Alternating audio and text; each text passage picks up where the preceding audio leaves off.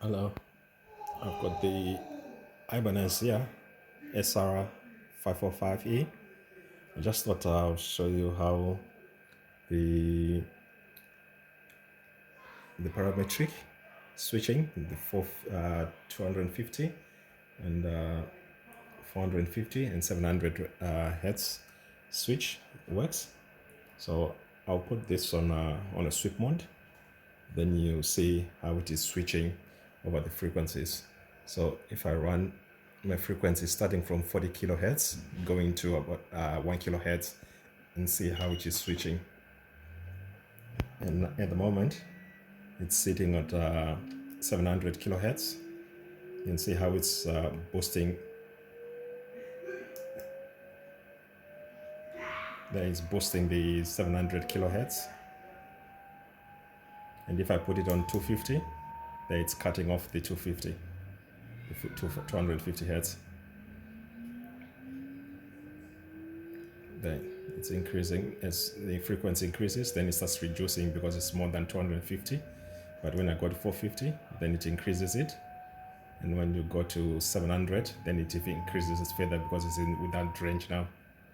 So that's the Ibanez 505E SR, the switching, the three-way mid-frequency switch, 250, 450, and 700. That's how it's working on the Ibanez. Now this is how the treble works when you're using the switch as well, the mid-frequency switch. And at the moment it's set at 700 hertz, and the input from the function generator is at 250 hertz. So if I increase the treble, there's nothing much that is happening except that there's a phase shift, but it's not boosting any treble, only this phase shift there. So if I switch to 450, there's a more phase shift, but there's no boost because the frequency that is coming in is at 250. So if I increase the frequency now to 450, and the mid frequency switch is at 450 as well, you can start to see there's a gain there. It starts to increase the gain at 450. This is similar if I have to go to 700 hertz now. If I put it on 700 hertz and I increase it to 700, that's about 700. So if I start to increase, then you can see the treble works even better when you are using 700 hertz because there's more gain there. So that's how the Ibanez SR505E SR treble works with the frequency selector 250, 450, and 700 hertz. I'm just going to show you how the bass works with frequency selector. So at the moment I'm inputting 40 hertz input, and if I'm to increase the bass, you can see there's a significant change there in the boost for the bass, and there's the cut and there's the boost in the bass. And if I'm to increase my frequency now, if I go to 250, there's also an increase in the bass at 250. But when you start going above to 700, it starts to reduce the bass. There's not much change in the bass, but there's a bit of phase shift, but there's not much boost when you start going to higher frequency with the bass. So roughly about 700, you still see a bit of significant change in the bass there, in the bass change. And when you go below that, around 250, 450, then you can see there's there's a bit of change there. You get more of a plus and minus now of the bass. There you go. But when you start going higher frequencies, there's not much difference in the negative side. You're not getting any much cut on the bass. So that's how the Ibanez SR505 bass works. And there you go. Now it's at a 50, maybe not 50 hertz. You take 40. Take 40 hertz. Then you can see there's a change there. There's a boost and cut on the bass. So it looks like the Ibanez is quite clean. Their input and output, it's quite clean. I'm just gonna show you the passive mode. In the passive mode, I'm sweeping between 40 kilohertz to 1 kilohertz. Then you can see how it sweeps and how it boosts the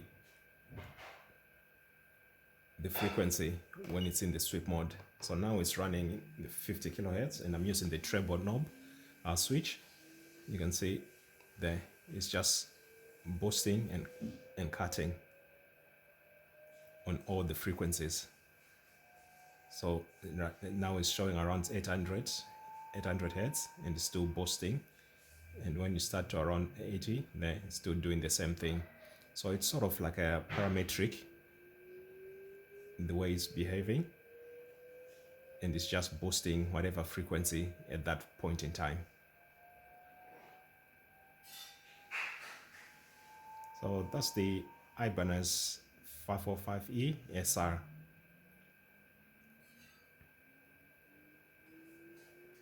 Now I'm just going to show you why it is important to not to leave your cable plugged in onto your guitar and your battery plugged in and connected as well, that it will start draining your battery. Because if you look at this, I don't know if you can see it clearly there, there's a ground wire here and also there's another ground wire here on a sort of switch circuit, and the switch is enabled when you plugged in your cable there inside. So for example, if I'm to measure now the continuity between these two cables, there, you can hear this continuity there between the two cables. Yeah, there's continuity between the two cables there, because my cable here is plugged in. So if I'm to remove my cable now, disconnect it, and there you go. If I'm to measure it, there, there's no more continuity there. So there's no more battery connection. There's no complete circuit now. So it's no longer draining your battery.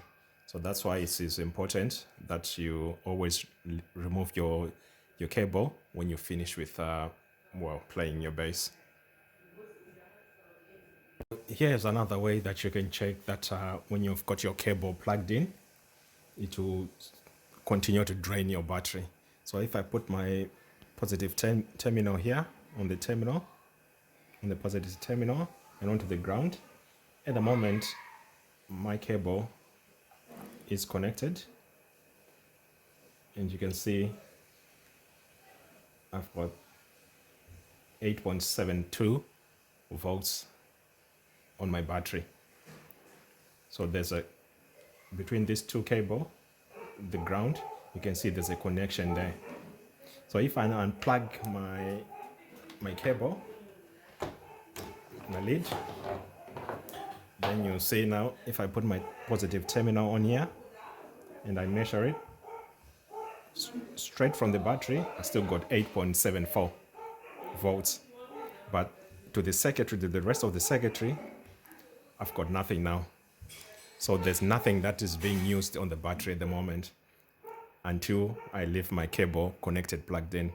So if I short these two, for example, if I short these two, there you go.